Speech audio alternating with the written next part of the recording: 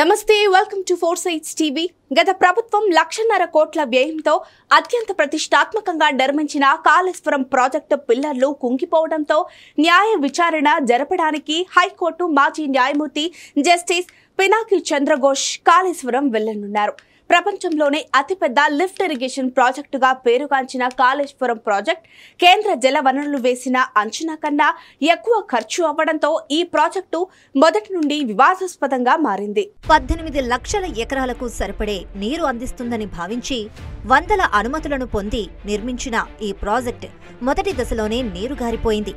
కోట్ల రూపాయలు రాజకీయ పార్టీలకు, ప్రభుత్వ అధికారులకు లంచాల రూపంలో, ఎలక్ట్రల్ బాండ్స్ రూపంలో కట్టబెట్టి నాసిరకంగా నిర్మించిన ఈ ప్రాజెక్టు రాష్ట్రంలో పెద్ద దుమారమే రేపింది.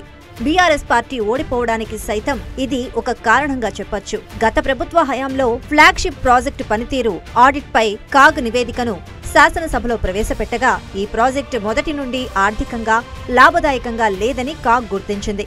గత ఏడాది కురిసిన వర్షాలకు మేడిగడ్డ బ్యారేజ్, కాళేశ్వరం ప్రాజెక్టు వివాదాల్లో చిక్కుకుంది. మొత్తానికి కాళేశ్వరం ప్రాజెక్టుపై చెలరేగిన దుమారంతో అటు కాంగ్రెస్, ఇటు బీజేపీలు బీఆర్ఎస్ పార్టీపై ఫైర్ అవుతున్న సమయంలోనే ఎలక్ట్రల్ బాండ్స్ వ్యవహారం బయటికి రావడం, ఎస్బీఐ నుంచి నివేదిక ప్రకారం అందరూ తోడుదొంగలే అని తెలిసిపోయింది. ఈ సమయంలో హైకోర్టు మాజీ న్యాయమూర్తి జస్టిస్ పినాకి చంద్రఘోష్ మేడిగడ్డ, అన్నారం, సుందిళ్ల బ్యారేజ్లను సందర్శించనున్నారు.